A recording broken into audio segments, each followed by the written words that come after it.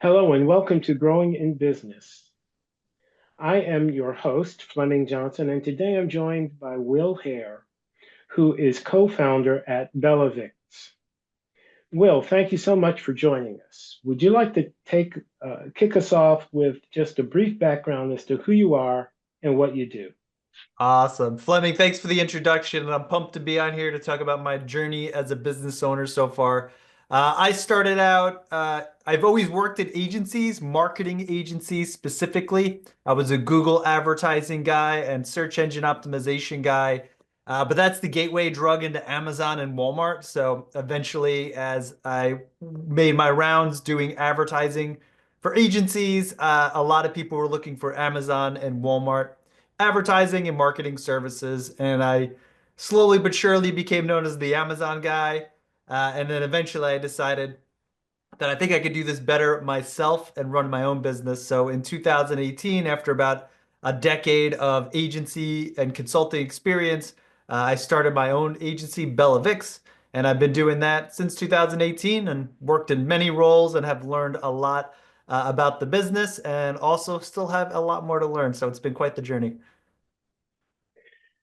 Excellent. Tell me what inspired you to start your own business and what was that initial spark that kind of led you to take the entrepreneurial leap? There's one thing to think about it, but to Yeah. actually do it.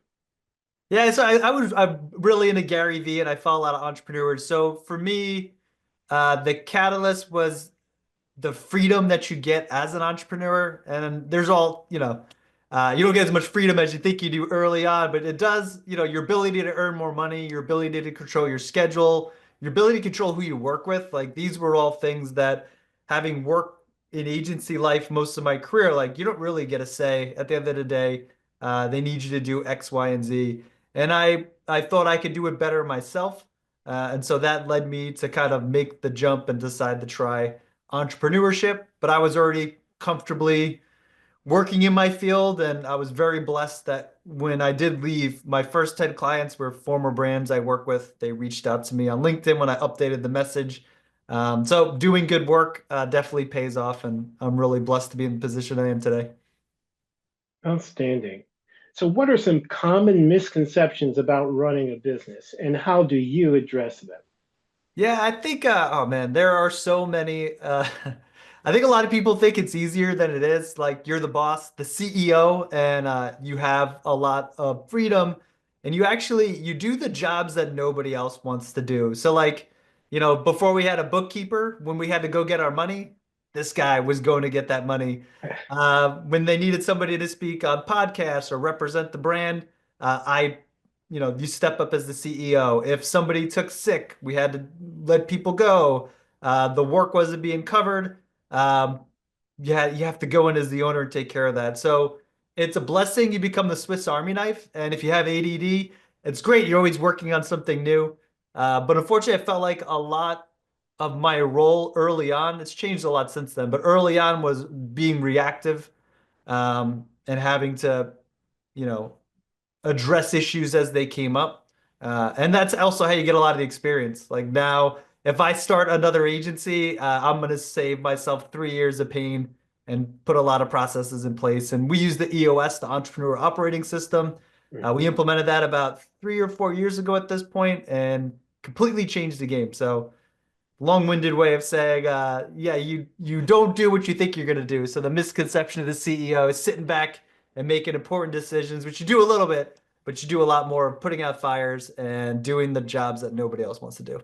So, how do you maintain a work-life balance as a business owner? Do you have any personal rituals or habits that keep you motivated and focused? Yeah, manage your calendar, like put it on the ca everything. My personal life's on my calendar. This gives me the ability to break to go see my kids play sports, show up as a lunch dad at their school. My kids are pretty young, and that's a big part of it. But a lot of it comes down to effort and also sacrifice. So like, while I'm allowed the freedom and I'm able to do stuff with my family. I do wake up extra early to get some extra hours in. When things come up, I'll be up late doing work that needs to get done.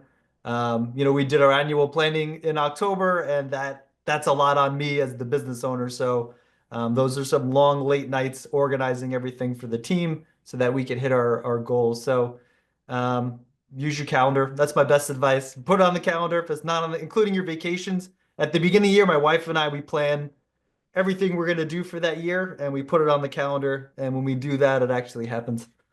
So, in this constantly evolving business landscape, how do you stay adaptable and open to change? Are there specific strategies that you use to remain innovative? I would say being curious is probably the biggest part of it, like most spaces, and it's probably getting old on everybody's podcast. But like AI has changed the game in marketing, the integration of AI into platforms like Amazon and Walmart, which we work on, are here to stay, and they're only getting better. So if you shy away from the unknown and you're not curious about it, you're definitely going to get left behind. So my recommendation is be curious, embrace it. Change is inevitable. So you might as well be on the right side when it comes around.